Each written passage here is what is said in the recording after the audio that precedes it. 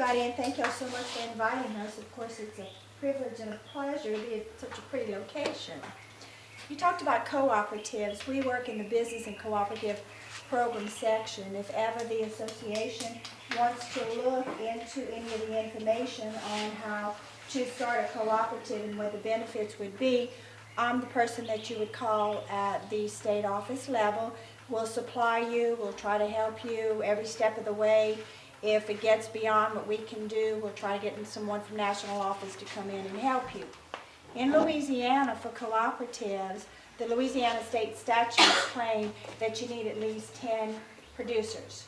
So I don't know how many people belong to the association, or of course one of the steps of forming a cooperative is to do a survey and find out exactly who all would be interested in being a cooperative member. Because of the cooperative nature, you know you have to make a commitment to turn your pecans over to the cooperative. That way you would have more control over your market, better access to market, more bargaining power.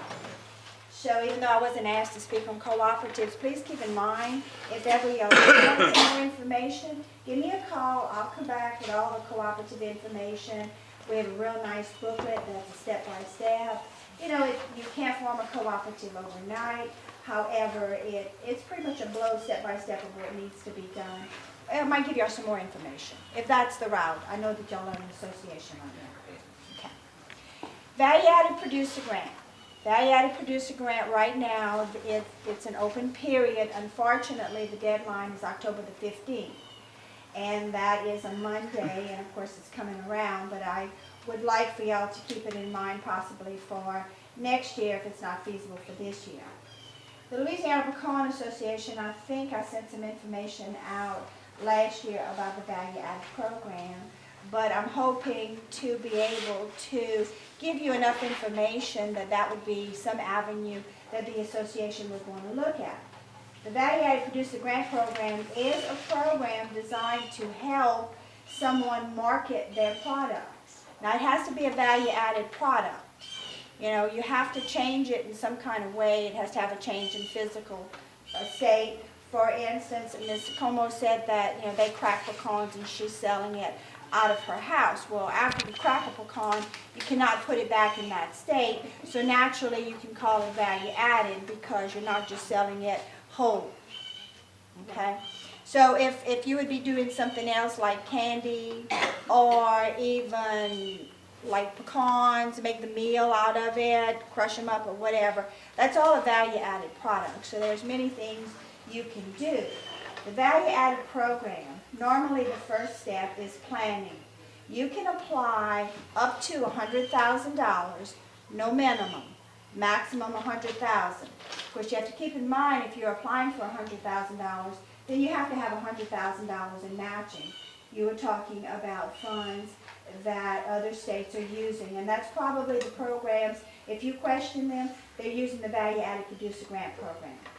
If you have a business plan and a feasibility study and you want to go straight into the working capital component of it, then you would go up to $300,000 if you had a $600,000 project.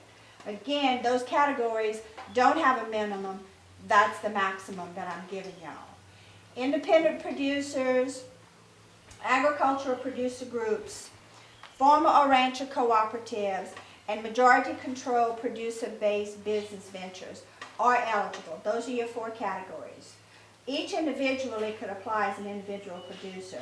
However, the association could apply as an agricultural producer group because I am assuming that the association is comprised of at least 51% of pecan growers, correct? Yes.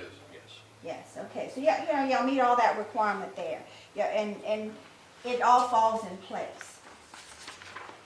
To be value added in the application, your main thing is, first part is, am I an eligible applicant? Well, we just went over that part of it, and I feel that y'all are, whether individually or as the association. Change in physical state. You know, part of the application you have to explain, okay, I'm a pecan grower. Well, what makes my product value added? I have a market for my whole pecan.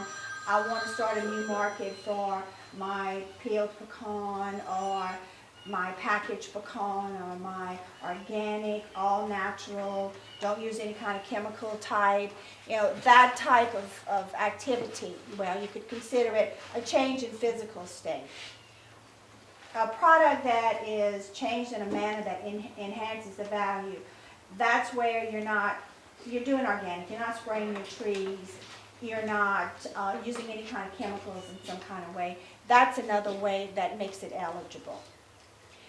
Product physical segregation. If you're planting one type of pecan in an area and your normal pecans are in another area, that's another type of activity that makes this eligible as value added. The example that we've had and over the years that has always come across is corn, because you may be growing corn to sell on the open market, and then you may be growing a specific type of corn to sell for ethanol. So that's a change, because you have one field here you're selling on an open market, you have one field here that you're selling for an ethanol or a biodiesel product. And then locally grown food. The big initiative is Know Your Farmer, Know Your Food. Also locally grown. Locally grown means anything within a 400-mile radius. So that's a pretty large radius. The value-added program, what it's meant for is for marketing. Two things that we want to accomplish with this program. We want to make sure that you increase your customer base. If you're selling to 10 different locations, and you can add one location, or you can add 2 locations, that's increasing your customer base. It's taking that ad product and it's getting you more customers, and the next part of it is, it's to help you to try to make more money for that product. We want to see your revenue increase. A lot of people talk about the marketing part of it. They may be able to do the production. When it comes to marketing, you're looking at quite a bit of money. Now, the marketing, there's 2 parts of it. The planning, you can get a feasibility study and a business plan, and I'm sure y'all have come across where you go to FSA, they want to see your business plan. You may want to see a marketing plan. You may have an idea with your pecans and have no clue where to start. You may want to start marketing your pecans over the web, on the internet. That's the big thing right now. People that have been awarded this value-added producer grant in the past, we've purchased computer equipment and paid for a webmaster to set up a web page for them, start marketing their product over the computer, and everyone has had a 30 to 60% increase in the sale of their product. The working capital part of it, it's kind of misleading because it's not money for your harvesting or your production. But once you've got that pecan picked, from that point on where you're going to do the value-added activity, that's where the working capital kicks in. Any of the utilities or the labor or the labeling or the marketing, ads, trade shows, anything from that point on falls under the value-added, the working capital portion of it. So there's a lot that can be done there. Like if your association wants to or needs to have an attorney do some sort of legal changes to your structure, that would fall under the planning portion of it. So there's a lot, and I don't want to go on and on, but if anybody is interested, I have cards. Please call us. I work out of the state office in Alexandria and also Lafayette, which call one number and they will reach me whatever location that I am at. The deadline again is October the 15th. You have to have a budget in your application. And the wonderful thing about the value added, because of the whole rim of the program, the national office has actually on the website put a template. It's a fill-in-the-blank type template, other than where you're going to explain your eligibility and what you're going to do. And I tell anyone, if they call me and they want to come and sit, and we will go over every form, and I'm going to tell you what needs to be in every blank. The only thing that I really can't do is fill in what you're proposing to do. But who better to sell your proposal than yourself? I cannot put into words what you're planning on doing or hoping on doing. So, but the majority of it is a form. It is a kind of fill-in-the-blank template. The whole template is up there. It's a wonderful tool. You don't need to hire anybody to put this together for you. Most of the information you have on your own. We have some set-asides out of the $14 million that will be awarded. There is 10% set aside for anyone that can qualify as a beginning farmer, and that's anyone that can prove that they've been doing this operation less than 10 years. And then, of course, you have a category for the socially disadvantaged. What happens when that 10% is utilized or gone, then you roll over into the general category. So really, if you're like a beginning farmer or a socially disadvantaged producer, you have two opportunities to compete instead of one. It's a national competition. We do score them in the state here. I offer anyone that's interested, come in, meet with me first. I'll be happy to share any of the information that I possibly can. It can be a year-long project, or it can be as long as 3 years, depending on what you hope to accomplish. On the planning, the grant will pay for feasibility study, a marketing plan, a business plan, any kind of legal expense, anything involved with marketing that value-added product. So many times you have someone that's doing something at their home, but really don't know what's my next step, if I want to expand, if I want to grow, and this is perfect. And all it is an ag producer with an ag commodity. And of course, a fisherman that's fishing in the Gulf, they have a special license to fish in the Gulf. So, they can apply. They're considered an ag producer. So it's pretty wide open. Working capital, we can purchase a financial system for you. We can buy computers for you to help you. Of course, it's understood that the computers are used for the value-added venture.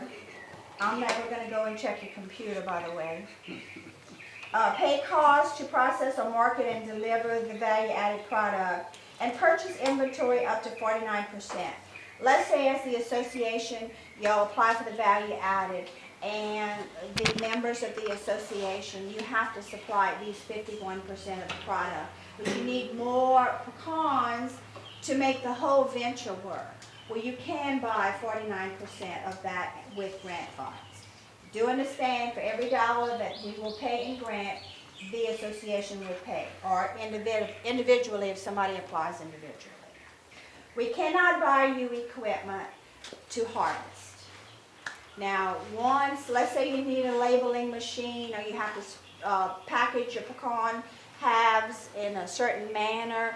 We can buy a labeling machine. We can buy the supplies to package the pecan, the value-added product. We just can't do bricks and mortar or buy you harvesting equipment. Okay, and as y'all can see, or not see, because it didn't come out very well, but if you call me, we have a website where all of this is located. And like I said, it doesn't show, it didn't come out quite like I wanted it, but there is an actual link that is called the template. And that template has every sheet of paper, including matching. Matching funds, everybody kind of shies away when you use the word matching funds. But it can be cash, it can be a loan, it can be a line of credit, it can be in kind, and you can maybe have funds from a foundation. It just can't be federal money used as a match. You can have a third party. Let's say you do need some legal work, and the legal work is going to cost $3,000 or $4,000, but someone goes to an attorney and the attorney says, I really believe in your project, and so I'm going to donate 10 hours of my time, and I normally charge $200 per hour. He or she will sign a form that says I'm donating $2,000 towards this project, and that can be used as part of your match. And it's a reimbursement basis. Whenever you ask for your money, you've done a function, you send all the reimbursement forms in, it shows where you paid half and we pay half. that turnaround time's in just 2 days. Everything's electronic now. It goes real smooth. So that's some general information about cooperative programs, value-added program. If, you know, Kevin brought some brochures. That value-added brochure is an older brochure, but it kind of gives you a general idea about it. And please, even if you have a question or you know someone that may have a question, anything, just give us a call. We're more than happy to help. Now, I'm going to change channels. A couple of other programs that I administer in out of business programs. The first one is the Rural Business Enterprise Grant. I'm going to kind of just roll into it, if that's okay, Trey, instead of... The Rural Business Enterprise Grant. The association is considered a nonprofit, correct? Yeah. As a nonprofit, the Rural Business Enterprise Grant, you could apply for some grant funding. Now, we get a state allocation. That means every year Congress allocates so much money into this program. Normally, it runs about $500,000–$600,000, and the state director does the final selections, but he tries to stretch the money as much as possible. What the association can do is they can apply, and this just came about in the last couple of years. The whole purpose of the Rural Business Enterprise Grant is how you're going to facilitate the development of small businesses. Each ag producer is considered a small business. If the association has some piece of equipment, let's say $100,000, and everyone can utilize this piece of equipment, the association can apply as a nonprofit, and their write-up is that you're going to lease out this piece of equipment to these pecan growers. And that way that makes it eligible, because each pecan grower is considered a small business. And then you're facilitating the development of small businesses. With that, we do require that you tell us how many jobs this creates or how many jobs this saves. Every person that would touch this piece of equipment, that's a job saved. So that's not that difficult of a responsibility that you have to address. Could that be bricks and mortar or not? No, it basically, in the last couple of years, the national office has allowed where if it's a nonprofit, they can buy equipment and they can lease it to grow or small businesses. So it depends how you word it, but we can't build like a building or something. What I was thinking about is what we need in the state's more cold storage is cold storage. And if we could have some cold storage that our growers as the co-op could bring pecans in. I'm not going to have that. You're looking at a B&I guaranteed loan. You're looking at a loan for that. Okay. But again, you know, some areas I go and they may have this one piece of equipment that would help everybody so tremendously, but yet there's no funds for it.